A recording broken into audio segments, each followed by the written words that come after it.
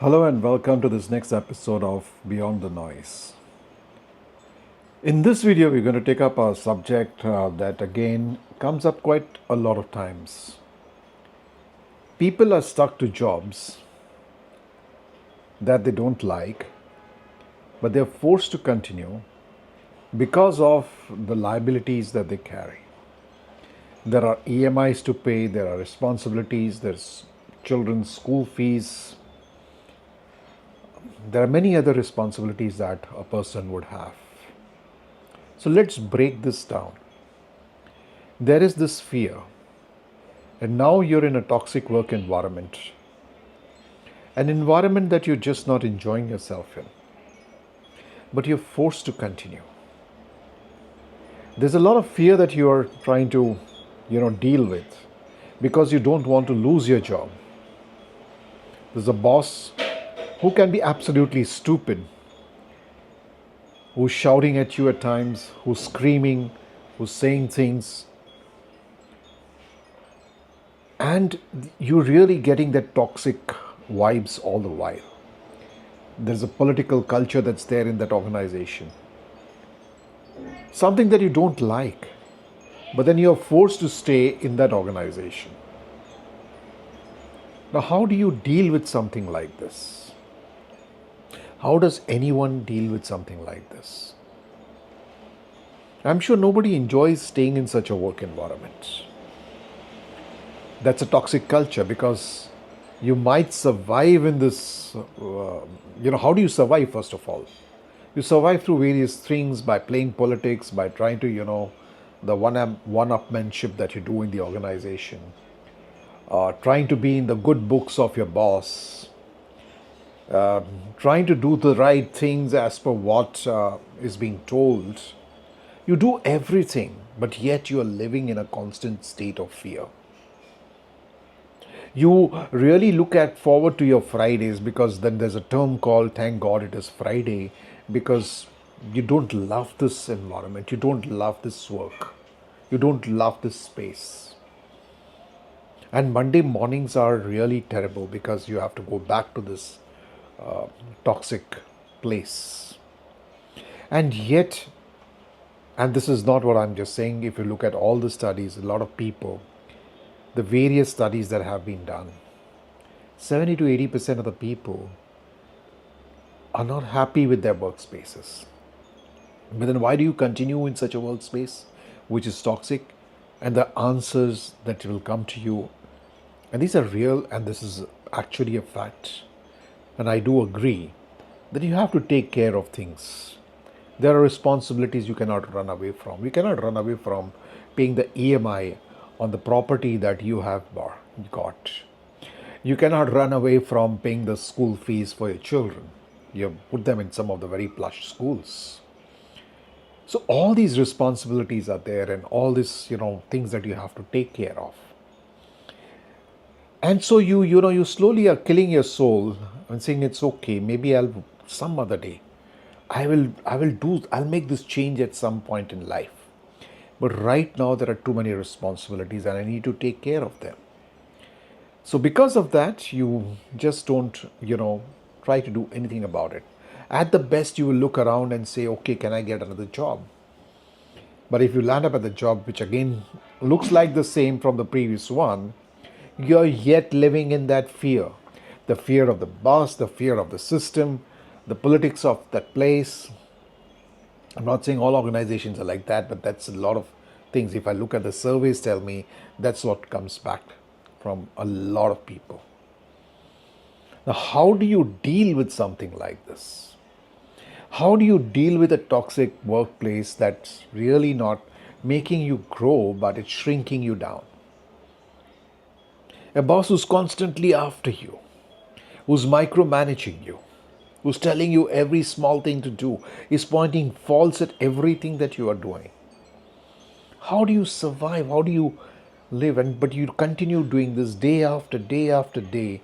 Many people continue to do this because the reality is they have to get that paycheck because they have taken on so many responsibilities that they have to take care of them. So here's the first thing, The question to ask is why everything, just look at this way. Everything that you're buying is tying you back into this toxic workplace. Everything that you're putting your money on is keeping you more tied to this very toxic workplace. Yeah. So you buy the brands, you want to show off to the world, you want to compete with your neighbors, you want to show the world that you have arrived. That's why you have to buy the most expensive car in the most expensive and buy a house in a great locality. And then once you have an house, you need to upgrade that. You need to send your children to the best of the schools, and then you need to take your best of your vacations. So you need to splurge. You need to put in the money. That money is tying you down. And then you come back with this kind of an excuse which says, I have got the responsibilities. I am stuck because of all this that I'm carrying with me. So the first thing that can we look at when we begin our career is it that what is it that is tying us down to this kind of a toxic workplace? And the first thing would be we're spending money. We're spending on things that we really don't need just to show off to people, to just send out a message that we have arrived, just to looking at advertising. So there is this kind of a competitive lifestyle that we get into. And again, that's a definition of success that's created again by the society. So we are splurging, we are putting in stuff that is tying down. So that's the first thing. Can you first relook this aspect of your life? The lesser your needs, the lesser you are tied to all this kind of stuff that you don't love to do, so that you're getting the freedom to do what you love to do.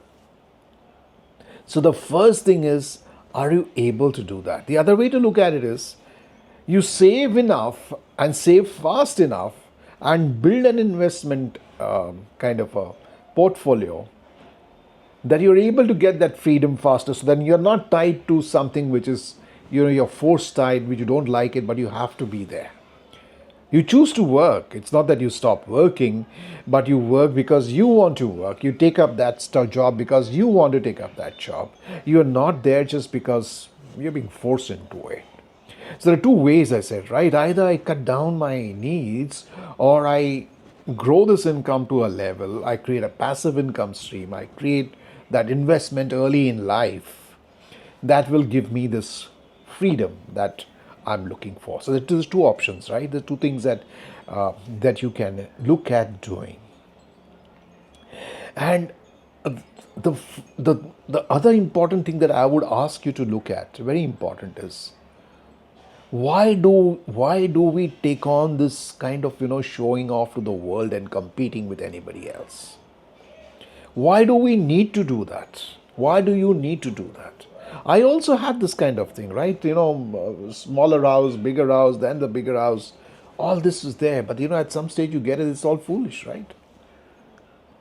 So you keep on, it's keeping you on a treadmill. So first, you look at the second thing you start looking at is, do you really need it?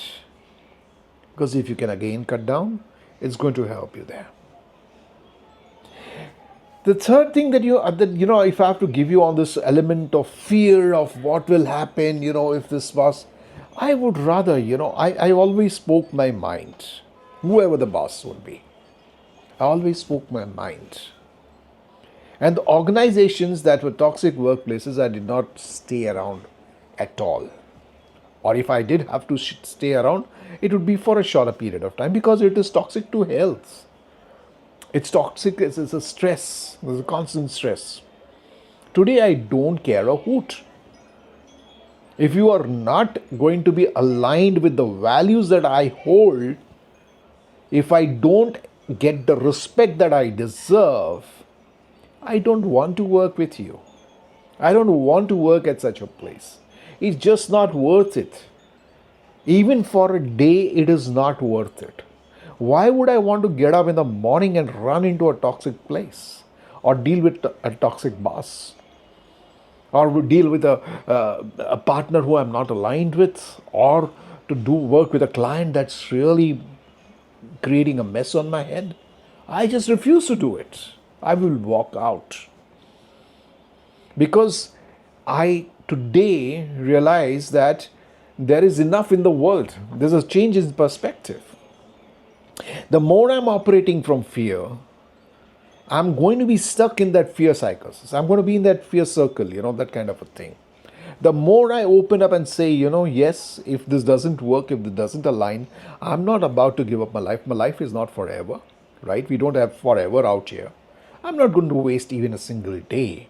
And there is enough in the world. If not this client, there's going to be some other client. If not this organization, there are other organizations. And if I have that kind of a mindset, which is searching for or is always inclined towards moving towards the positive, I would do that. But I would not operate from fear. I will speak my mind. If I don't agree with something, I'm not going to hold back. I'm not going to be diplomatic.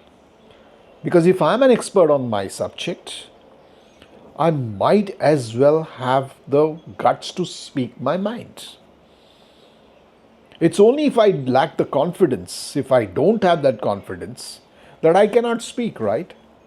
But if I have the confidence, I have to be able to speak. So this brings us back is, are you a subject matter as expert at what you are doing? Are you really good? Are you an artist at what you are doing? And that artist comes from the word that you cannot be easily replicated. An art is not something that can be, it's a thumbprint. It is something that is unique to you. When you have such a gift, you will always be in demand because you are not so easily replaceable. The fear comes is when you are a commodity, when you are easily replaceable. So are you easily replaceable? Are you a commodity? Are you just doing things that everybody is doing? And are you just a 9 to 5 guy? Or are you just working for your KRAs? The person who is not replaceable is a person who goes beyond his KRAs. He is a missable person. He creates remarkable work, a work that can leave a mark. So are you remarkable? So ask yourself that question. Are you an artist at what you do? Or are you a commodity? Are you just doing the stuff to survive? Because the more you are now in the fear and the more you are in the survival mode and the more you are in that kind of a mode which is, that I have to, just continue and save my job, the more problems that you will create. The next point which I'll get to is the ability to take risks. What does it mean to walk out? I'm not saying you just quit your job and just throw up your responsibilities. But you need to have a mindset of an entrepreneur. And the mindset of an entrepreneur says that I can walk out and I can create opportunity. I will go and create opportunity wherever I go. Whatever I take up, I'm going to work to creating that opportunity. If I don't get a job, I will start something on my own. I will create my own, maybe a consultancy, maybe an advisory, maybe I pick up some products that I take on in the market, provide some service, but I can do something, that kind of a confidence, which is the entrepreneur's mindset, that even if I fail, I will recreate from the ground up. The mindset that unfortunately we get from school time is play safe, don't take risks. And if you are going to fail, it's something bad, and what are the people going to say? So just look at this point. Are you ready to take those risks? Because if you want to get out of this fear of that negative boss and the negative environment, you need to have the ability to take risks. And it goes back to one thing. You need to have a sufficient financial cushion, or your needs have to be limited for you to be able to freely do this. Finally, what are we all trying to do? We want to live life on our own terms. We don't want to live in fear. We don't want to live with worry about what's the boss going to say in the morning, and then the whole day the mood is gone. I would rather want to live life on my own terms, do the work that I love to do, and not do the work that I don't love to do. Work in the place that I love to work at. Don't work with people who don't align with my values. Now, those are the kind of things we are looking at freedom finally, right? We are all looking for that freedom in our life to get that, that ability to do what we do. And finally, at the end of it, if you look at it, we are looking for happiness. Only problem is the mess that has happened is we think that that happiness is stuck in things. And those things are getting us stuck to places which are toxic. So we're buying things, and everything that we buy, there's a cost, and the cost is our life. Just think of it. Everything that you're spending on, everything that you're buying, the cost is actually the time of your life. Isn't that true? Because if we had not bought that stuff, that thing that money would have saved would have given you the confidence to live your life on your terms even more. It would have helped you to get to that financial freedom, or that freedom to live life on your own terms faster. So here is the question that I want to leave you all with. Do you want to continuously live in that life of fear of that boss, of that client, of that person who's constantly, sitting on top of your head, of that environment which is toxic, or that fear of, when will I get fired? Or do you want to live a life which is where you are the CEO of your life? You are in control. You're not afraid. You are the boss. There is no other boss out there. You are the boss. Living life on your own terms. I agree completely that every life is different, and there are choices to be made, and there are some choices that you are going to make. But this is what I want you to think about seriously, because so many people are struggling with this, and they're not doing anything about it. They just pushing it down the carpet. I would love to have your comments. I would love to listen from you as to what you have to say about this, about living life on your own terms, and what it means to you, and what are the steps that you are taking to make that happen for yourself. And I'm not saying, once again, repeat that it's about a job or no job. Even in a job, I'm not saying you need to quit your job. I'm saying find a place that respects you, and that respect comes from you yourself. What is the value that you're adding? And also, obviously, the environment and the person that you work with, the organization you work with, matters. But every day is important. Don't push this decision to the future. At some stage, deal with it head on. For this and more such conversations, I want you to subscribe to this channel. Like everybody says, come and subscribe to my channel. I would say, let's have more of these conversations. If this conversation made sense to you, do share it with others, and do like this video and subscribe to this channel. Thank you. Until the next podcast.